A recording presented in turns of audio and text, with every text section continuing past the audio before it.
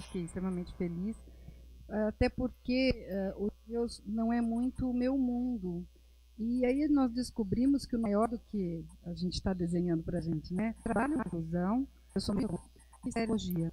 E ele está sediado aqui no TI Renato Archer, que eu não sei se alguém conhece, que é um grande laboratório de tecnologia, e também faço parte do Ministério da Educação no que diz respeito à inclusão. E tudo que nós fazemos e o que eu vou apresentar para vocês está relacionado à viabilização do diálogo por parte das pessoas com deficiência. Então, no texto a gente trabalha com recursos de tecnologias específicas que ampliam essa possibilidade, ou que dão essa possibilidade para essas pessoas. Porque hoje, na hora que nós chegamos aqui, eu e minhas colegas estávamos conversando sobre como a gente tem uma tendência a julgar o outro pelo que somos capazes de ver. E muitas vezes o que a gente vê não é nada. Então, quando a gente olha uma pessoa com deficiência física, é automático, né? Por natureza, é a natureza humana. A gente não encontra na pessoa uma similaridade, ela não fala como ela não me faz entender se ela está pensando ou não, se ela está entendendo ou não. Então, ela não tem essa. Ela deve ter uma deficiência mental associada. E não dou a oportunidade para só no Brasil, milhas. São 45, vocês não sei se vocês conhecem, eu sei, 45.900 e alguma coisa, é isso? O número de pessoas com Brasil. Dentre essas, 3 mil com deficiência física. E dessas 4 milhões com deficiência motora severa, sem fala. Uma fala verbal, do jeito que a gente conhece. O que sejam pessoas com deficiência mental, sejam pessoas incapazes de contribuir, de ter uma vida plena. O contexto que eu vou apresentar para vocês, um trabalho que nós fizemos há tempo. Deixa eu tentar.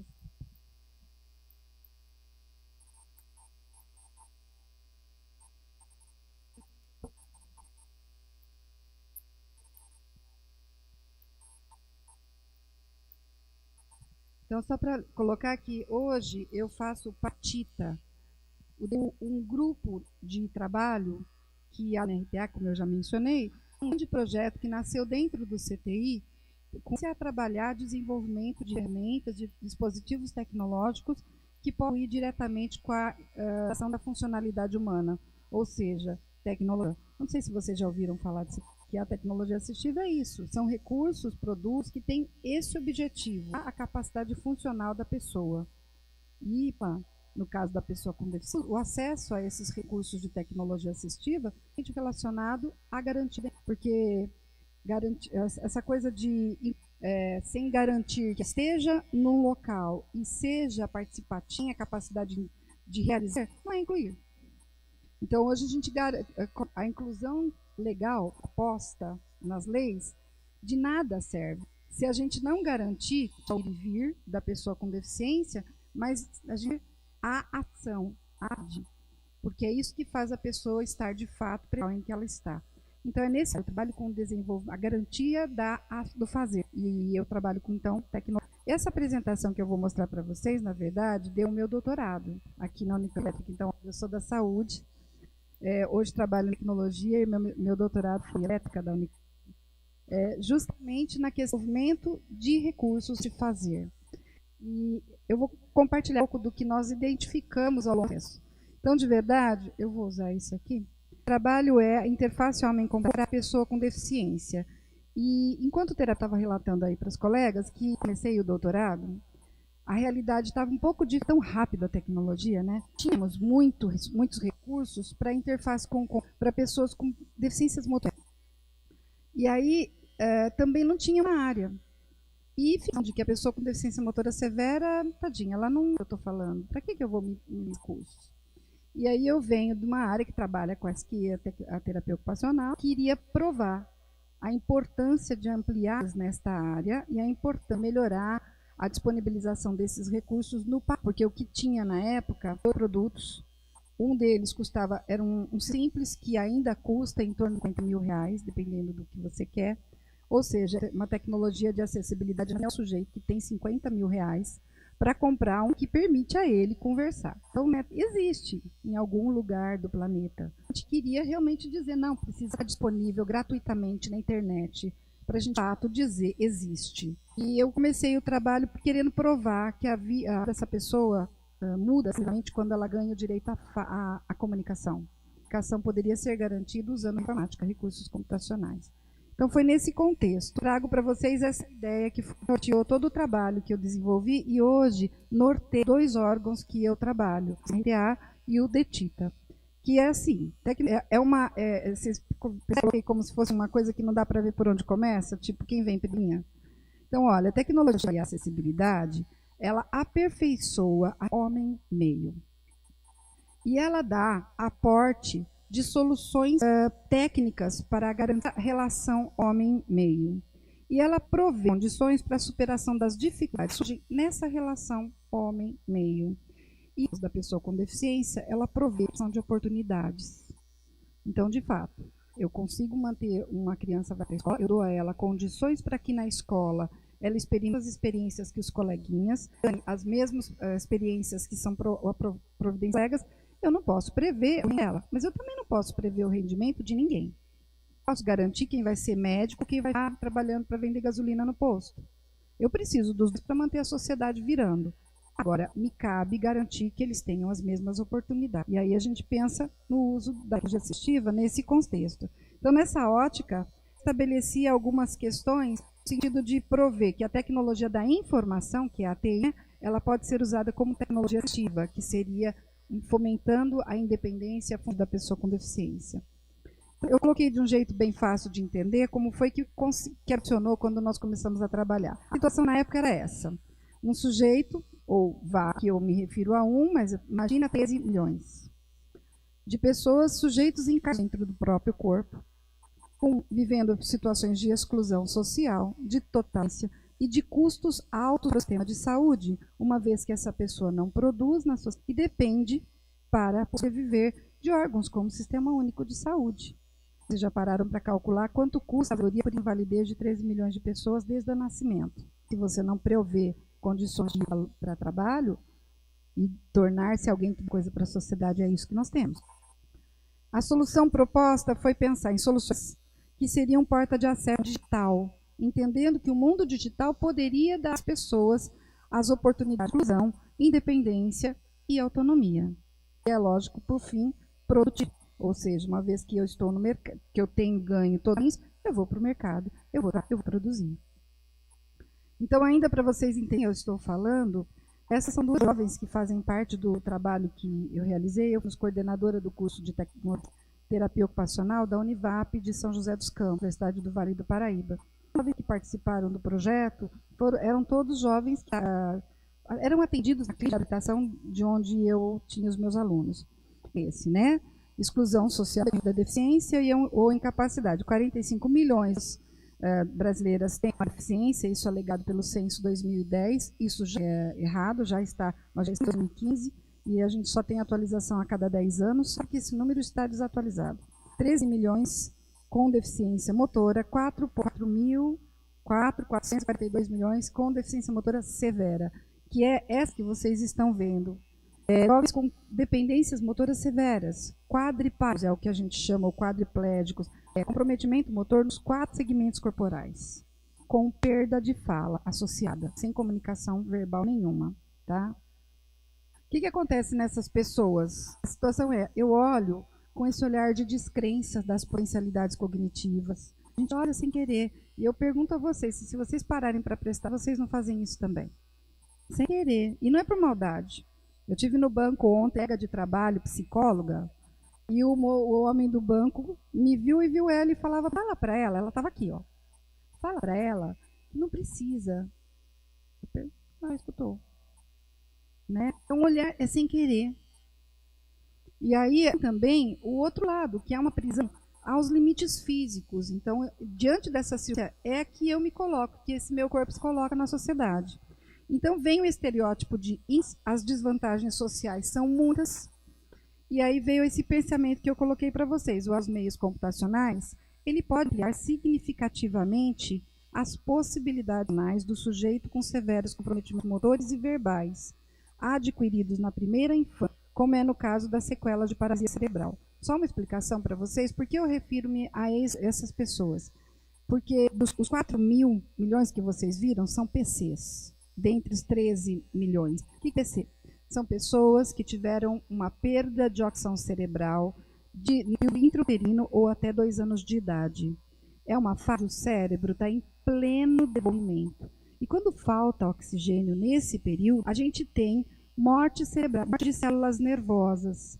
E aí, tudo que ela ia ser responsável no corpo, ou seja, aquilo que ela ia fazer, aquela pessoa não vai ter. Só que não é uma doença. Faltou oxigênio, ele foi atendido, oxigenar o cérebro, e ela vai viver uma vida até a idade adulta. Só que carregando com ela a morte daquelas células que eram responsáveis por algumas coisas. No nosso país, ele fala aos países de assim, péssimas condições de saúde pelo número de pessoas que ainda nascem com sequela de paralisia cerebral. Em países desenvolvidos, esse número é quase nulo. E ainda mantemos um número exorbitante de pessoas com esta condição. E são estes nível escola, porque as pessoas que têm lesões motoras graves, porque teve um acidente de carro, porque teve um traumatismo, levou tiro alguma coisa, ela passou pelo processo de aprendizagem, viu todos os conhecimentos, e aí quando ela perdeu, ela já tem isso arquivado na memória dela. No caso das crianças nessa condição, ela não passou por nada. Ela vai passar pela vida com limitações. Então a condição é outra. Então, o meu trabalho ele ficou no sentido de atender a essa população. Tá? E eu entendi que essas pessoas, quando têm acesso, por meio do sistema computacional, mesmo com todas as limitações motoras, podem experimentar as mesmas coisas que todos os outros jovens da faixa etária dela poderiam, e ganhar os mesmos processos de aprendizagem. Vocês teriam uma ideia do que eu quero dizer? Se uma colega no vídeo, para vocês verem quem ela é, são que ela se encontra, ela não fala, e a única coisa, domínio que ela controla, que ela é capaz de fazer quando ela quer, é o som que vocês vão escutar. E nós fizemos uma interface com o computador, que eu comecei contando, não existe provar que o acesso podia mudar a vida deles, eu tive que pedir parceria para desenvolver a ferramenta, para aplicar nos meus jovens, para depois fazer o meu trabalho, que era provar que muda mesmo a vida deles.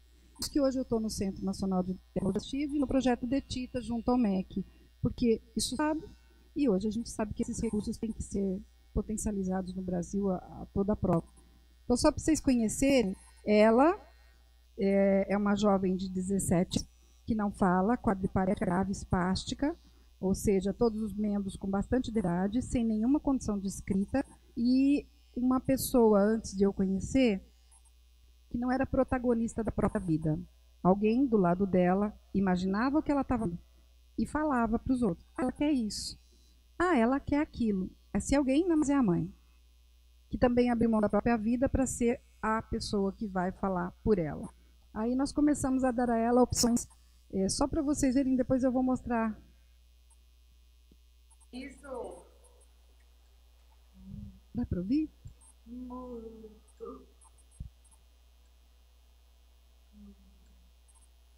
Acho que o som está baixo. Vocês ouviram o som?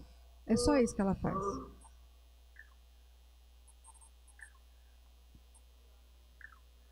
Essa é a interface que nós criamos, que está aqui no cantinho. E é um jogo de memória, gente.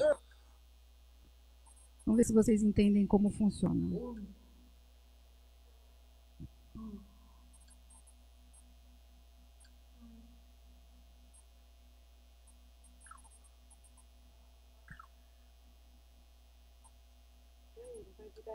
A direção do cursor é mantida por essa flechinha. Quando ela som, ela fala para o computador que é aquela direção que ela quer do cursor. Então, é um reloginho que mostra para que lado ela pode levar. Aí vem o clique, duplo clique e o arrastar. Vocês viram que ela abriu? Simples como jogar com alguém que só passou. Olha, acho que faz toda a diferença quando a gente deu a ela de protagonista da história. Foi insistindo nisso que a gente foi um pouco mais longe. Então, primeiro eu já expliquei para vocês, eu faço as apresentações de slides só para mim, tá? Porque eu falo tudo antes. Eu já expliquei para vocês quem é a pessoa com paralisia cerebral, que fez parte da nossa pesquisa, todos com comprometimento motor geral, 4 membros e sem a fala. E o objetivo é estudo comparativo entre as condições de funcionalidade do sujeito descrito, sem acesso ao computador e com acesso ao computador, por meio de uso de ferramenta de acessibilidade digital, de modo a identificar novos espaços de atuação e de interação dos sujeitos citados e comprovar a significância de pesquisas e desenvolvimentos na área de acessibilidade digital para essas pessoas. Eu não vou ler todos os objetivos, não, era só para vocês entenderem. A ideia era pensar, primeiro, com as pessoas, quais são as dificuldades que eles têm. Então, a ideia não é sair da minha cabeça, eu tenho que conhecer a população e saber o que essa população precisa. Então, todo o trabalho de tecnologia assistiva é considerado como tal se ele começa com a pessoa. É ela que diz, é ela que tem que ela precise, não eu que vou inventar um negócio para depois ver para quem que serve. Depois disso, então, o meu contato com a pessoa com deficiência tem mais ou menos 30 anos, então eu tinha muitos. A gente foi, então, pesquisar que ferramentas que já existiam para poder fazer com que ele pudesse acessar o computador. Na época, nenhuma. Ou aquela de 30 mil reais. Aí depois a gente foi pensar, todas as pessoas com deficiências motoras severas têm sempre alguma função residual. Vocês viram? Ela é tão comprometida, ela faz... E eu tenho outras pessoas que conseguem piscar, outra que consegue movimentar a cabeça, outra que consegue... Alguma função residual tem. Então, a terceira questão era identificar qual é a função residual que cada um tem. E aí a proposição foi criar uma ferramenta que, por sensores da engenharia, por isso que eu fui fazer o doutorado na elétrica, que são usados para outras finalidades, nós pudéssemos monitorar os movimentos que eles fazem. Movimentos que fossem reais, a gente chama de sinal fidedigno. Aquilo que eu quero, eu domino. Então, se eu só sei fazer eu domino o meu Se eu movimento a cabeça, eu movimento quando eu quero. Então, aquele movimento que eu tenho propriedade, esse movimento tem que ser sensoriado por sensores de outros recursos. O sinal tem que ser interpretado por um software, e esse software tem que conversar com o computador. E aí, para ele conversar, vocês viram o reloginho, foi o software de interface. É o software que lê o sinal da pessoa e fala com a máquina. Então, ele te dá as funções para você poder acessar o computador. Aí, depois que nós criamos a ferramenta, então, meu demorou muito, porque a gente teve que criar a ferramenta para depois, com o tipo da ferramenta, submeter esses jovens, um grupo de jovens, a pelo menos 9 meses de contato. Eu vou passar aqui para vocês, que eu já falei tudo isso para vocês. Para vocês terem uma ideia, eu fiz uma pesquisa grande sobre o que a gente tinha de interface na época, e eu tenho uma lista muito grande, todos os recursos que não atendiam a essa população com graves comprometimentos. Então, a gente tinha, mas não atendia a essa população. Aí a gente teve, então, com a engenharia, o desenvolvimento da ferramenta, que foi feito no CTI Renato Archer. Depois de desenvolvido, assim, fundamentado dessa forma que eu já contei para vocês, com base em da engenharia, com softwares que interpretam sinais e acesso ao computador. Funcionamos com aquele desenhinho ali em cima. Qual é o movimento que ele tem para usar e falar com o computador. Vocês verem que eu já falei tudo isso para vocês. É um sistema... eu fiquei tensa aqui, gente, porque ela me pôs... Eu comecei a correr. Imagina. O que acontece? A gente tem aqui, então, desenvolvimento de sistemas tecnológicos de aspectos. Um que era o sistema, era o hardware, que a gente chama, que trabalha com os sensores e com o equipamento que interpreta, monitora os movimentos das pessoas. Vocês estão vendo esse bichinho aqui? Esse aqui foi a ferramenta que a gente criou. Ele tem entrada com vários sensores, não é sensores absurdos, olha. Isso aqui é o esfigmomômetro que tira a pressão. Por quê? Isso aí está no mercado, era muito barato. Aí vamos supor que o que ele tem de movimento fidedigno é a compressão da mão. Então, no momento em que ele comprime a mão, a pressão é identificada, em vez de ser para medir a pressão, o software entendeu o sim e o não. É agora que é agora que não. A gente tem um outro aqui, é um microfone. Sabe, esses microfones de computador. E ele não era usado só para sensoriar a voz, é para usar para sensoriar o porque só isso já é o sinal. A gente tem outros, isso aqui chama de um acionador, que na verdade é um switch, é um botão de liga e desliga que acende e apaga a luz. Grandão. Então, são sensores, que a gente chama de sensores, mas são simples. Isso aqui é um pinho de soro. E é o assopro. Então, esse foi o primeiro curso que nós criamos. E aí a gente entendeu que, não adianta criar um recurso para pôr no computador. Como qualquer outro sujeito, ele tem que entender o significado, ele tem que aprender a usar. Ele tem que aprender causa e efeito. Que até então, como ele não era protagonista da vida dele, ele nem sabe brincar. Alguém faz por ele. Então, ele tem que aprender a brincar.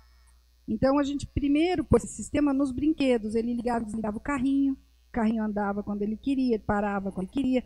Fomos ampliando os brinquedos. Aí ele entendeu que ele mandava e aí a gente foi para o computador. E também tivemos que criar uma série de softwares. Esse aqui vocês já viram, é o modelo do mouse, que é justamente para ele entender que ele controla o movimento do mouse, ou ela, né? E a gente foi testando qual é o sensor que atendia melhor a cada um. No caso dela, eu sempre gosto de usá-la, porque olha a cara quando ela vira protagonista da história da vida dela. Então, a gente teve qual sensor que melhor atendia a cada um. No caso do fone de ouvido, do microfone, nós chegamos a esse aqui, porque afinal, não preciso das mãos para usar, nem segurar. E aí nós pudemos, inclusive, descobrir que ela não era uma pessoa que só era ouvinte na escola, ela estava completamente alfabetizada. E a gente proporcionou que ela escrevesse com esse monitor e um teclado virtual, que você vai, põe o mouse que você quer, clica, e aí saem as palavras. Então, esses são expressões mais técnicas de tipos de sensores, que é o que vocês já viram. A gente não foi atrás de sensores de engenharia de impacto. Nós queríamos um produto nacional barato, para de fato estar acessível para as pessoas, né? E também os sistemas de hardware, gente, um microcontrolador que nós compramos custa R$13. É muito barato o que a gente foi procurar, tá?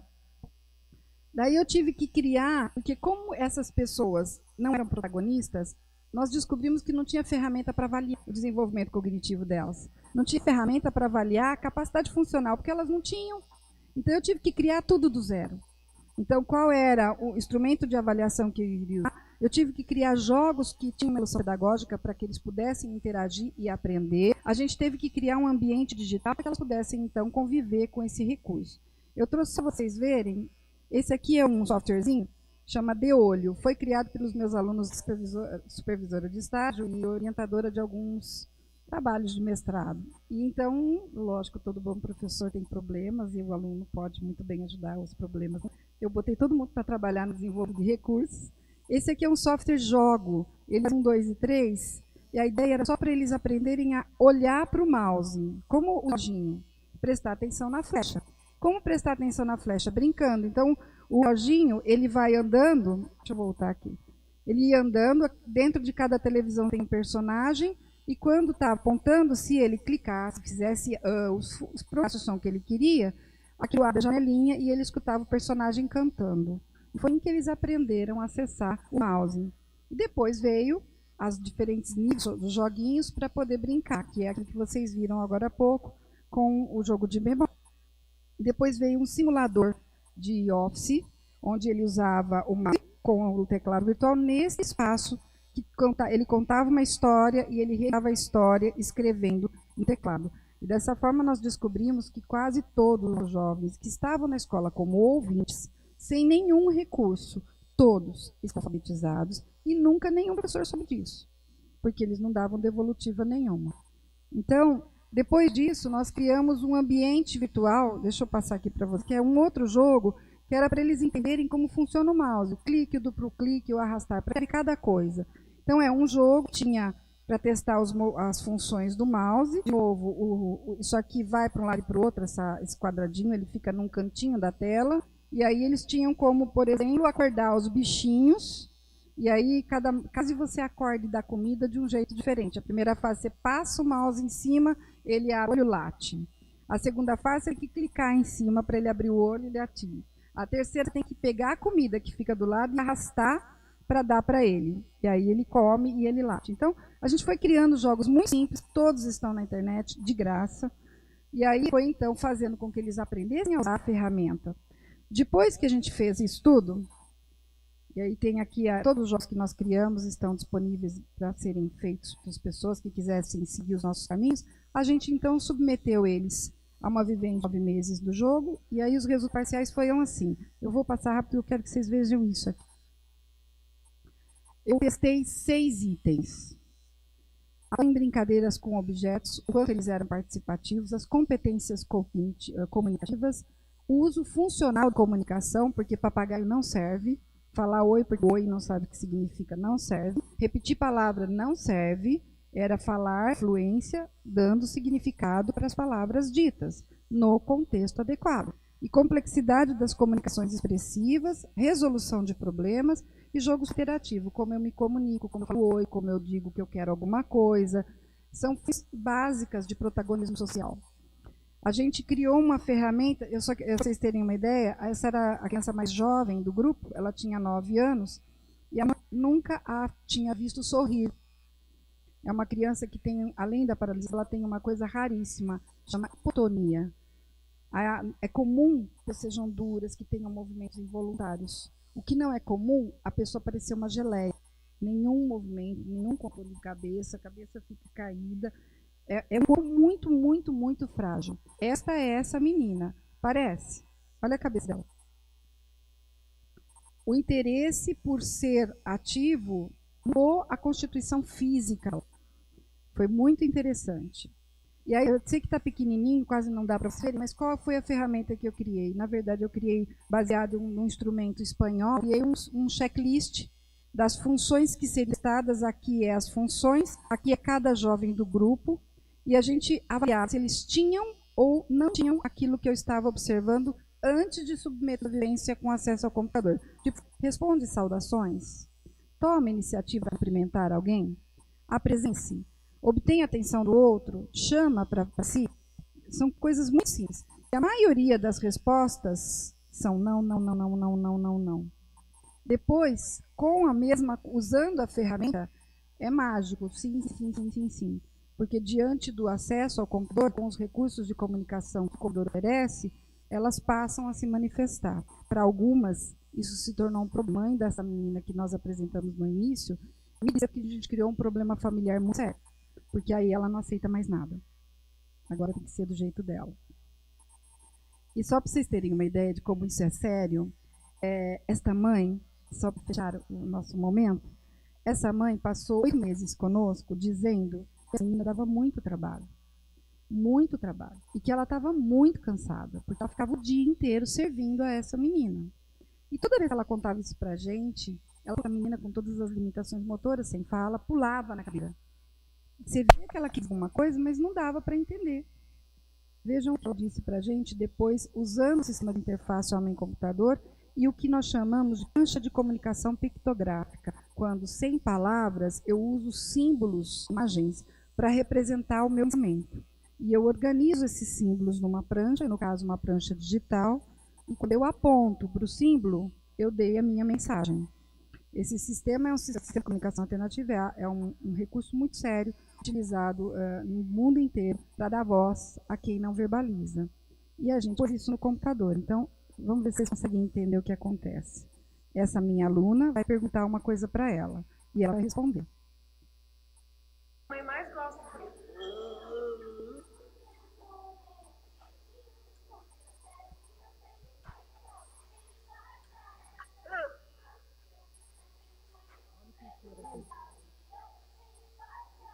Vocês viram?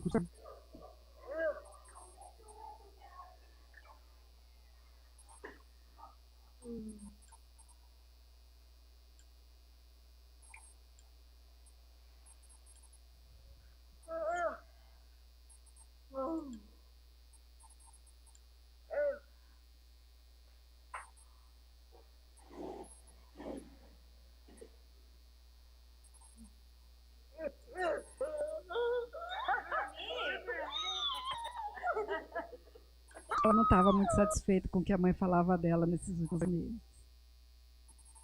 Essa é a prancha de comunicação que a gente estava usando na época. Enfim, a conclusão é que, de fato, a gente precisa ampliar as nossas pesquisas na área, E as pesquisas têm papel, têm que se tornar produto e tem que se tornar acessível aos usuários. Então, não basta a pesquisa. É preciso que se faça um trabalho de transferência de tecnologia para as empresas, tendo a possibilidade de que isso se torne um produto e que faça, de fato, diferença na sociedade, porque isso aqui foi uma pesquisa. E nós do Centro Nacional de Tecnologia Assistiva e do DETITA não acreditamos em pesquisa que não chega no mercado. Então, essa é a fase que nós estamos. A gente está trabalhando para que isso tenha. A gente tem hoje mais de 120 softwares de interface aumentada que rodam na Apple, no Windows, que rodam em Linux, são gratuitos e que quase ninguém conhece e ainda está pagando R$30 mil de um TOB, que é o recurso que tem essa função. Obrigada, gente.